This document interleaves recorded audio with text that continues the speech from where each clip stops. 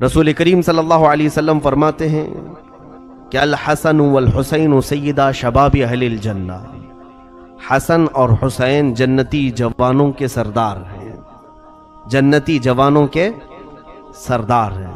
اس لفظ میں بعض لوگ یہ سمجھتے ہیں کہ شاید وہ جوانوں کے ہی سردار ہوں گے، بوڑھوں کے نہیں، بچوں کے نہیں، بوڑھوں کے اور بچوں کے سردار نہیں، صرف جوانوں کے سردار ہوں گے۔ لوگ یہاں دھوکہ نہ کھائیں، اس لیے کہ حدیث پاک میں ہے جنت میں نہ کوئی بچہ جائے گا نہ بوڑھا جائے گا، جو بھی داخل ہوگا وہ جوان ہو کے جائے گا۔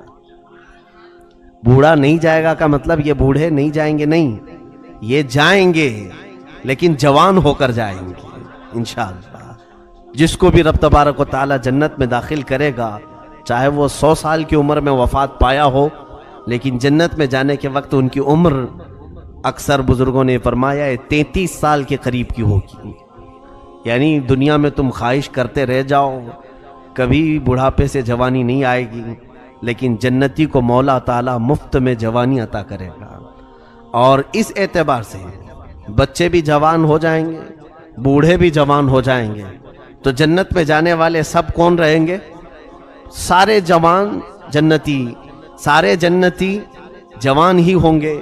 اس اعتبار سے حضور صلی اللہ علیہ وسلم کا یہ فرمانا سیدہ شباب اہل الجنہ، حسن اور حسین جنتی جوانوں کے سردار، اس کا مطلب یہ ہوا کہ کل جنتیوں کے سردار ہیں، کل جنتیوں کے سردار امام حسن اور امام حسین رضی اللہ تعالیٰ عنہما۔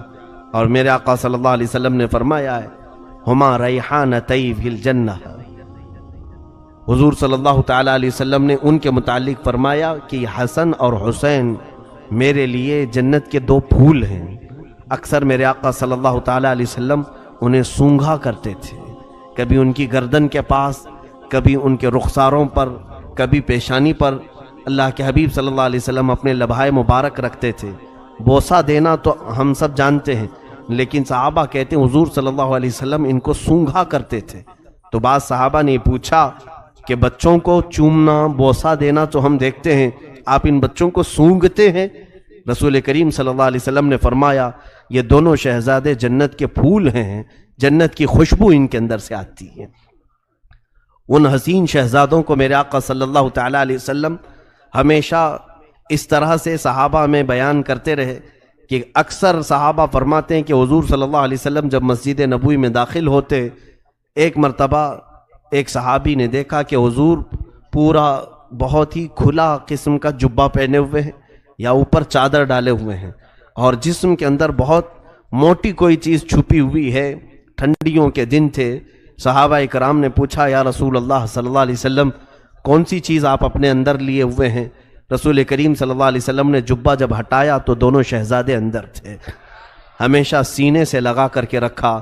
مشکات نبوت ہے وہ سینہ رسول پاک کا، جہاں اللہ کا کلام اترا کرتا تھا، اس قلب رسول سے کبھی حسن کان لگائے ہوتے، کبھی حسین کان لگائے ہوتے۔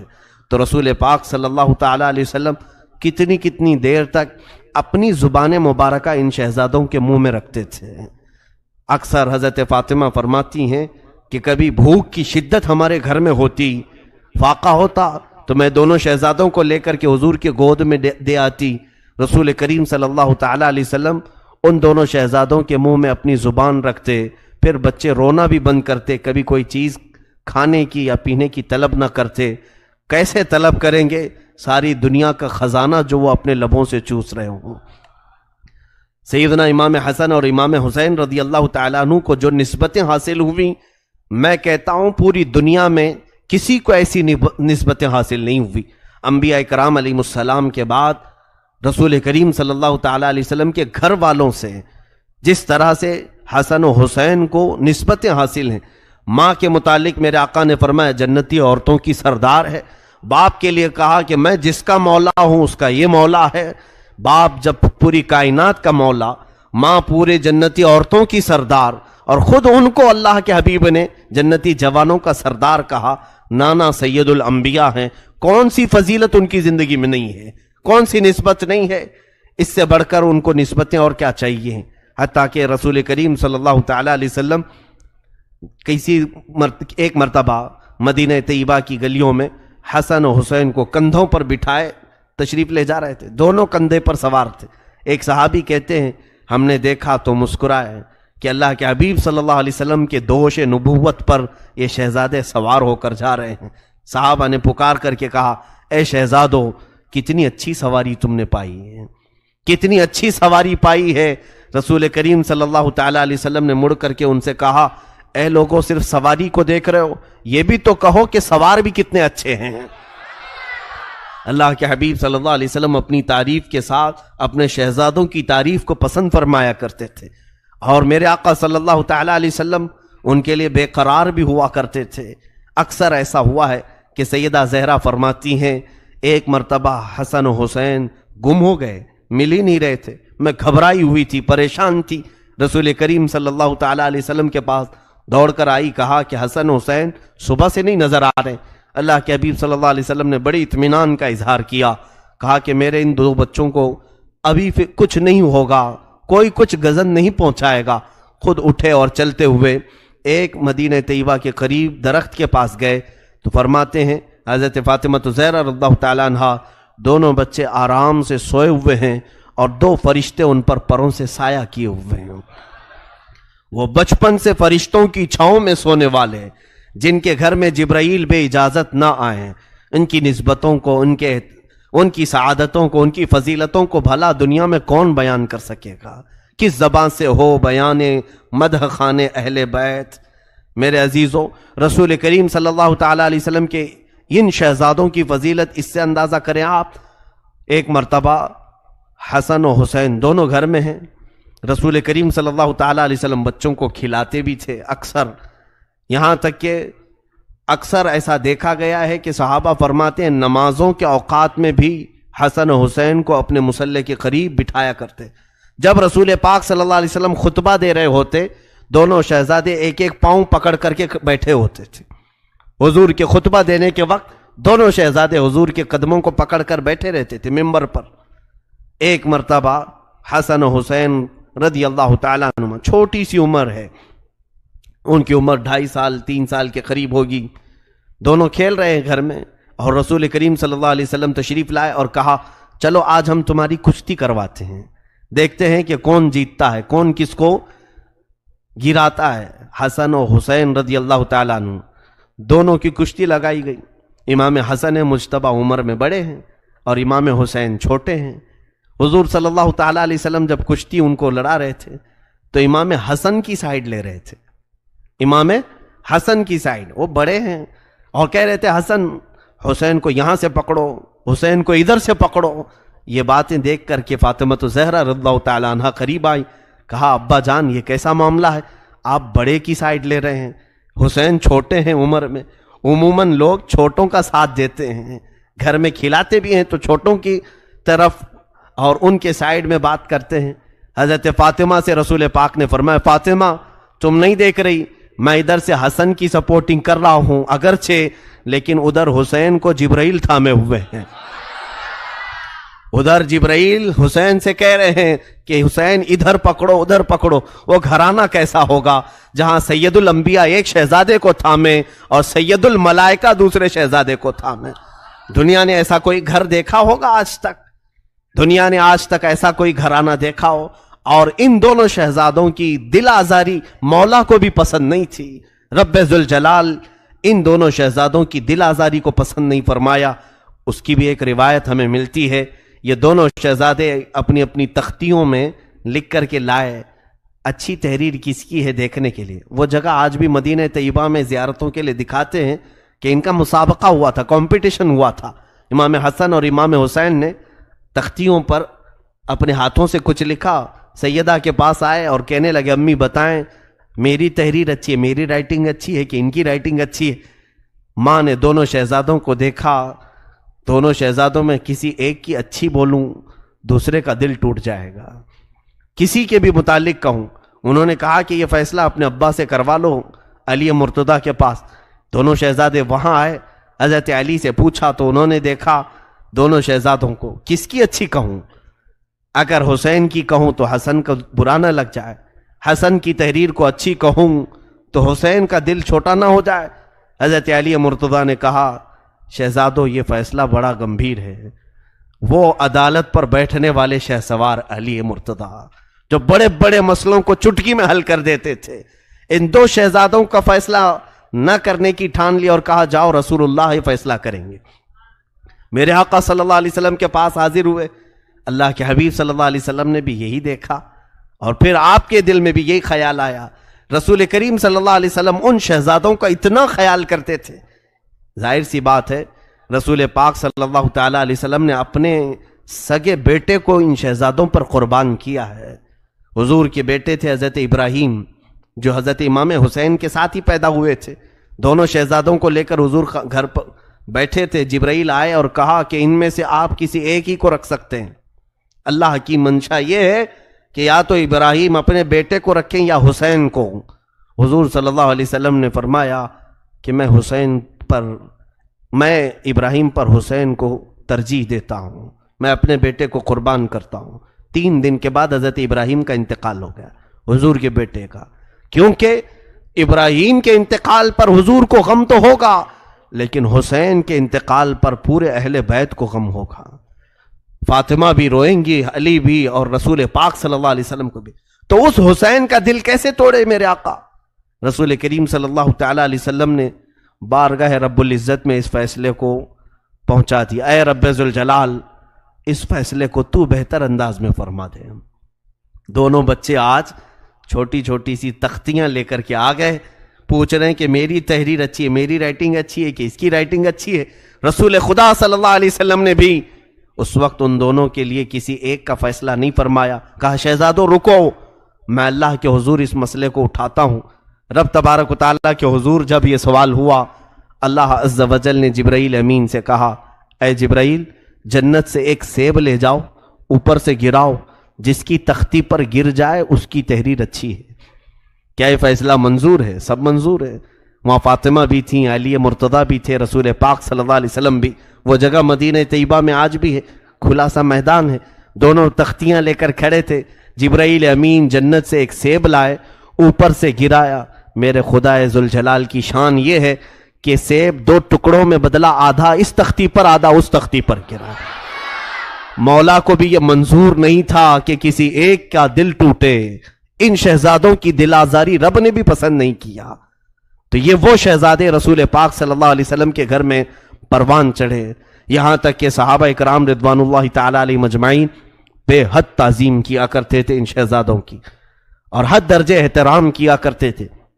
صحابہ فرماتے ہیں کبھی کبھار یہ رسول کریم صلی اللہ تعالی علیہ وسلم نماز پڑھا رہے ہوں اور نماز کے دوران یہ اپنے گھر سے چلے آتے اور کبھی کسی نے ان کو روکا نہیں، حضور کے مصلی پر آ جاتے. حتیٰ کہ ایک بار امام حسین حضور کی پیٹھ پر سوار ہوئے، سجدہ خوب لمبا ہوا. اللہ کے حبیب صلی اللہ علیہ وسلم نے سر نہیں اٹھایا کہ حسین گر نہ جائیں، حسین گر نہ جائے. میرے آقا صلی اللہ علیہ وسلم ان کے بچپن میں اتنا خیال فرمایا کرتے. ایک بڑی حکمت کی بات مجھے نظر آتی ہے، میں نے اس سے قبل بھی اس چیز کو عرض کیا تھا کہ مدینہ طیبہ میں مجھے بات یاد آتی ہے. چند سالوں پہلے عام طور پر ہم جب حاضری دیتے ہیں تو حضور کے قدموں کی طرف، پیچھے کی طرف جالیوں کے جو لوگ سب سلامی پیش کرتے ہیں آگے کی طرف، پیچھے کا مقام، پیچھے کی طرف جگہ ایسی ہے کہ قبلہ بھی اسی طرف ہے، حضور کی جالیاں بھی اسی طرف ہے. تو وہاں کوئی موڑتا نہیں ہے کہ ادھر مڑ جاؤ، دعا ادھر کرو. نماز پڑھتے پڑھتے ایک بار ایسا خیال آیا کہ التحیات پڑھ رہا تھا، تو جب التحیات میں ہم پہنچے السلام علیکہ ایھا النبی، اے نبی آپ پر سلامتی ہو. سچ بتاؤں میں آپ کو عرض کر رہا ہوں کہ یہاں نماز پڑھتے پڑھتے التحیات ایسی گزر جاتا ہے، وہاں ایک عجیب سی کیفیت طاری ہوئی کہ جب ہم یہ کہہ رہے ہیں اے نبی آپ پر سلامتی ہو اور جالیاں سامنے ہوں، ویسی نماز کا، اس نماز کا لطف پھر کبھی زندگی میں ملا نہیں کہ رسول کریم صلی اللہ علیہ وسلم سامنے ہو اور پھر ہم سامنے مخاطب کر کے حضور کو سلام کر رہے ہیں نماز میں. اب یہاں پر ایک بات یاد آتی ہے، صحابہ اکرام کا معمول یہ تھا کہ ان سے پوچھا جائے کہ یہ چھوٹے سے ننھے سے بچے نمازوں میں سامنے آ جاتے تھے، ہمارے بچے آئیں تو تھپڑ مار کر کے نکال دیے جائیں مسجدوں میں. نمازوں میں خرابی پیدا کریں گے تو ہو، لیکن حسنین کریمین چھوٹی عمر میں جب صفوں میں سامنے آتے تو صحابہ خوش ہو جاتے تھے، صحابہ انہیں ہٹاتے نہیں تھے۔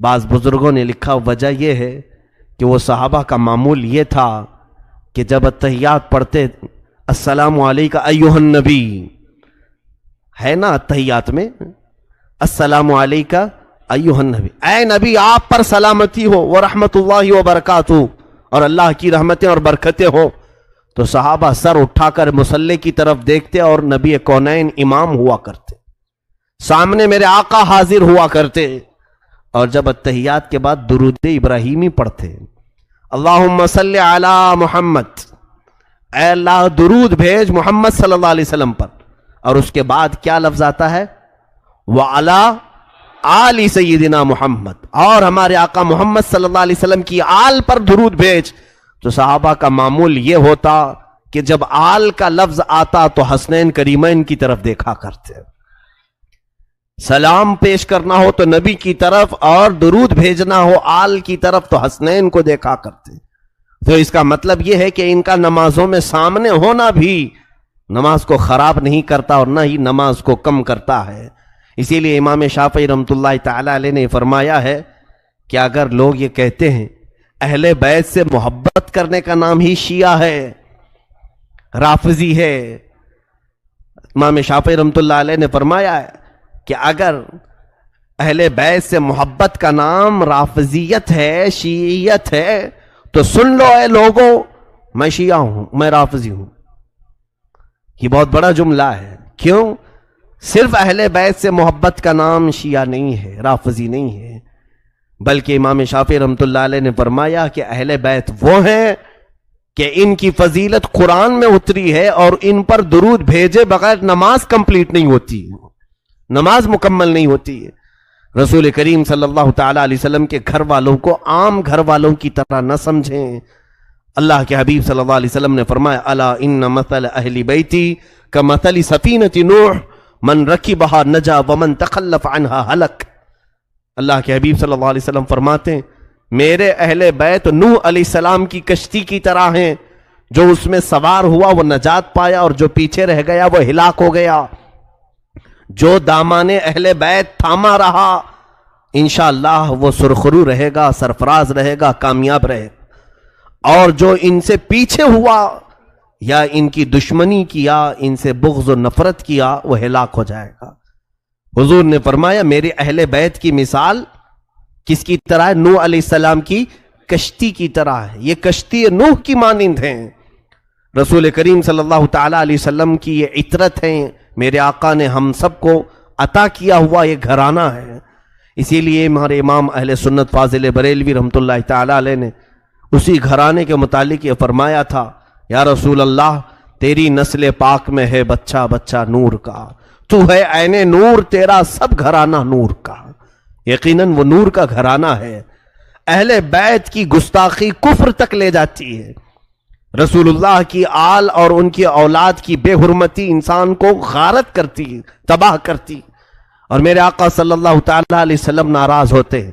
یہاں تک کہ بزرگوں نے فرمایا اہل بیت میں اگر کوئی عمل کی خرابی بھی دیکھو تو اس سے اچھی طرح سے اصلاح کی کوشش کرو، لیکن ان کی بے حرمتی نہ کرو، کیونکہ نسب تو باقی ہے۔ جب تک یا لوگوں کی طرف سے ہو یا اہل بیت سے محبت کرنے والے معتدل لوگوں کی طرف سے ہو، لیکن حسین کا نام ہر کوئی وہاں پر لیتا ہے۔ تھی تو وہ زمین یزیدی لشکریوں کی، فتح تو انہیں حاصل کرنا تھا، کٹے ہوئے لاشیں تھے وہاں پر کوئی نہیں تھا، لیکن لوگ اس وقت فتح مبین اعلان کر رہے تھے، یزیدی لشکر فتح ہو گیا۔ اے ظالموں کہاں ہے وہ تمہاری فتح؟ 14 صدیاں گزر گئی، فتح کا جھنڈا اب بھی کربلا میں حسین کا لہرا رہا۔ آج کربلا کا وہ کوئی میدان وہاں نہیں، بڑی بڑی عمارتیں کھڑی ہیں پورے میدان میں، اور روضہ امام حسین جو بنا ہے اللہ اکبر، اسے حرم حسین کہا جاتا ہے۔ دروازے تک سونے سے کلئی کیے گئے، گنبد پاک کو سونے سے رنگا گیا ہے، اور وہ حسین کا گنبد آج پوری شہر میں اجالا کر رہا ہے۔ کربلا میں ایک ہی قبر میں باقی 70 لوگ دفن ہیں، اور حسین ابن علی رضی اللہ تعالیٰ عنہ اور ننھے علی اصغر ایک قبر میں دفن ہیں، اور قریب ہی تھوڑے فاصلے پر عباس علمبردار بھی دفن ہیں۔ وہاں پر برسوں ان کی قبریں رہی، آج تو وہ روضہ حسین لاکھوں لوگوں کے جمع ہونے کا مرکز بنا ہوا ہے، لاکھوں لوگ وہاں جمع ہوتے ہیں، اور پھر روضہ حسین سے ہم سب تبرک حاصل کرتے ہیں۔ آج بھی ہمارے گھروں میں بچے پیدا ہوتے ہیں تو ہم میں سے آج تک کسی نے یزید نام نہیں رکھا، حسین نام رکھنے پر فخر کرتے ہیں۔ تم ڈھونڈو گے تو محلے میں کوئی نہ کوئی حسین تمہیں مل ہی جائے گا۔ لاکھوں حسین دنیا میں پیدا ہوتے رہے اور ہو رہے ہیں اور قیامت تک ہوتے رہے، لیکن نہ یزید کی نسل باقی ہے، نہ ان لشکریوں کا کوئی نام لیوا باقی ہے۔ تو کیسی فتح تھی وہ؟ تم نے دنیا کے لیے لڑا تھا اور تم مال کے لیے لڑے تھے، اور مولا حسین صرف رضائے الہی کے لیے لڑے تھے، رسول پاک کی شریعت طاہرہ کے نفاذ کے لیے لڑے تھے، اور رب تعالیٰ نے انہیں ایسی فتح عطا کی، گھر لٹ گیا الگ بات ہے، لیکن ان کے ذکر پاک سے آج لاکھوں رونے والوں کی آنکھیں نم رہتی، لاکھوں نہیں کروڑوں آنکھیں روتی ہیں مولا حسین کے لیے۔ کیا آج ہر گھر میں حسین ابن علی کا تذکرہ نہیں ہوتا؟ مائیں اپنے بچوں کو حسین کے واقعات نہیں سناتی؟ میرے عزیزو، اصل فتح تو یہ ہے جو حسین ابن علی کو حاصل تھی۔ مولا حسین ابن علی رضی اللہ تعالیٰ عنہ کو جو اللہ تعالیٰ نے مقام دیا، اور اسی طرح سے ملک شام بھی ہم نے دیکھا، دمشق کے بازار جہاں مولا کو نیزوں پر لایا گیا تھا، وہاں پر معلوم کیا کہ یزید کی قبر ہے کہاں، تو لوگوں نے بتایا کہ فلاں جگہ ایک دمشق کے لوگ کوڑا کرکٹ جہاں پھینکتے ہیں، کچرا پھینکتے ہیں، اسی کچرے کے اندر کہیں اس کی قبر ہے، لیکن کوئی نشان نہیں۔ تاریخ میں ہے کہ یہ جگہ قبر یزید ہے، اس جگہ پر یزید دفن ہوا تھا، اور اسے ایک بڑی بیماری لگی تھی، اس بیماری میں وہ مرا تھا۔ تو آج تک میرے عزیزوں یزید کی قبر کچرے میں گم ہو گئی، اور مولا حسین کی قبر لاکھوں کی ہدایت کا ذریعہ بنی ہوئی ہے۔ یزید کی قبر کچرے میں گم ہو گئی، اور مولا حسین کی قبر لاکھوں کی ہدایت کا ذریعہ بنی ہوئی ہے۔ تذکرہ امام حسین میں کربلا کے بعد کیا ہوا؟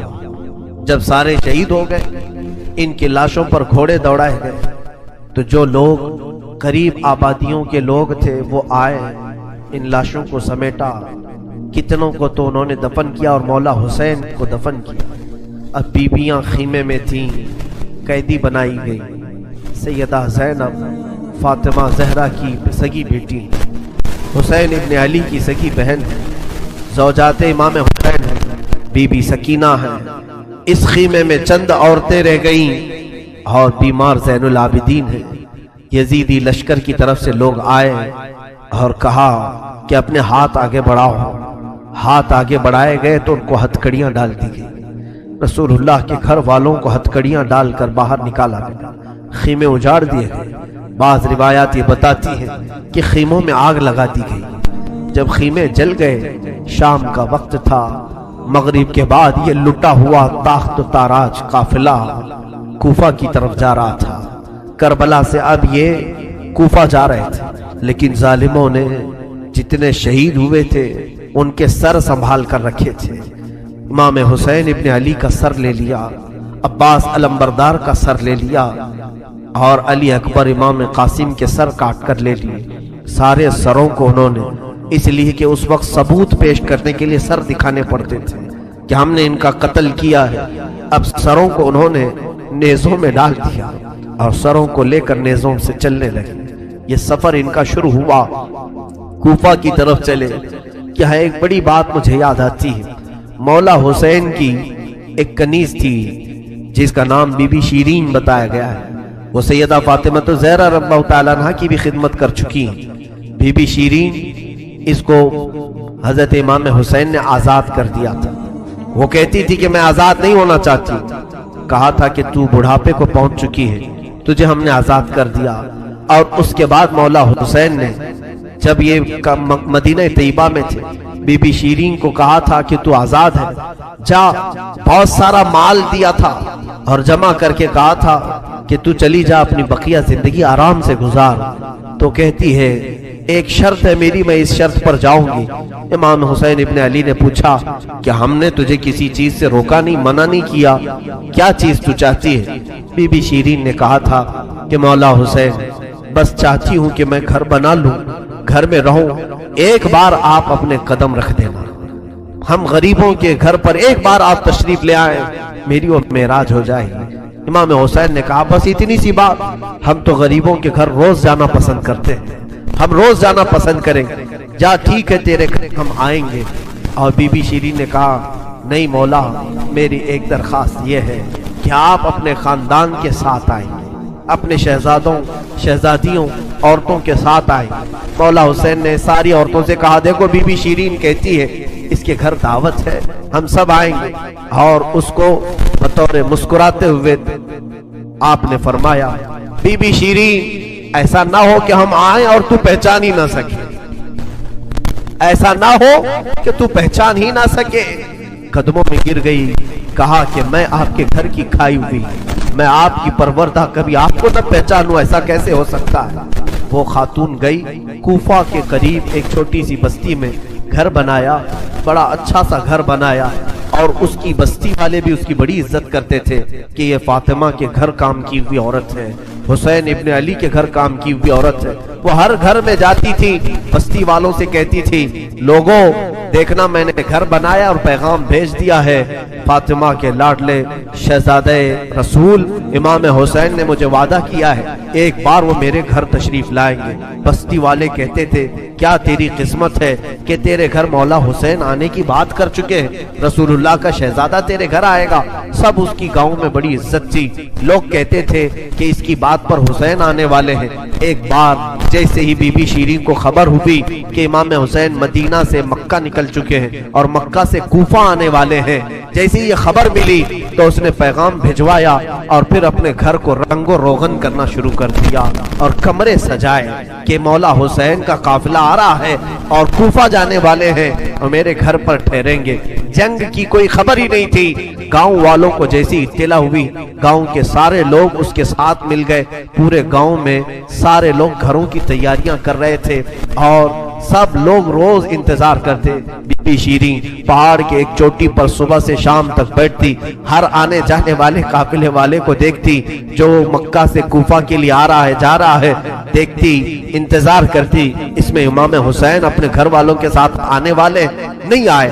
کئی دن گزر گئے اور اسی زمانے میں ایک رات ایسی آئی کہ اس کے گھر ایک عورت آئی، کہا بی بی شیرین اٹھو جلدی، کہا کیا؟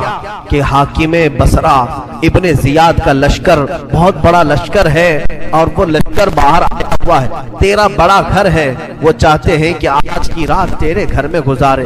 کہا کون لوگ ہیں، کیوں آئے ہیں؟ کہا سنا ہے کہ ایک باغی نے بغاوت کی تھی اور اس کا سر کچل دیا گیا، اسے مار کر کے اس کا سر لایا گیا ہے اور اسی کو دمشق امیر المومنین یزید کے پاس لے جایا جا رہا ہے۔ بی بی شیرین نے کہا پتہ نہیں کون سا باغی تھا، کس نے بغاوت کی تھی، کس سے جنگ ہوئی تھی، خبر نہیں ہے، بہرحال اگر حاکم کا قافلہ گھر کے دروازے پر کھڑا ہے تو میں دروازہ کھول دیتی ہوں۔ دروازہ اس نے کھولا، بہت سارے رات کا وقت ہے، شہزادوں کے سر نیزوں پر لٹکے ہوئے ہیں، حسین ابن علی کا چہرہ دھول میں اٹا ہوا تھا، زلفیں چہرے پر آئی ہوئی تھیں، بیبیاں سب باندی بنا کر لائی گئی تھیں اور سب جکڑی ہوئی تھیں، چہرے ان کے بالوں سے ڈھاکے ہوئے تھے۔ اس خاتون نے دیکھا اور کہا ہائے ہائے افسوس، قیدی آئے ہیں میرے گھر۔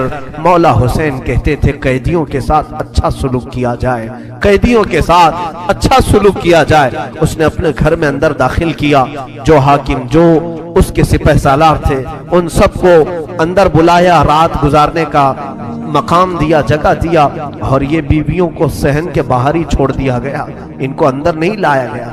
اور اس خاتون نے کہا ان قیدیوں کو بھی تو لاؤ، میرا گھر کافی بڑا ہے، میں اندر سلا لوں گی۔ اسے اب تک یہ خبر نہیں تھی یہ لٹا ہوا قافلہ ہے کس کا، آخر یہ لٹا ہوا قافلہ کس کا آیا ہے۔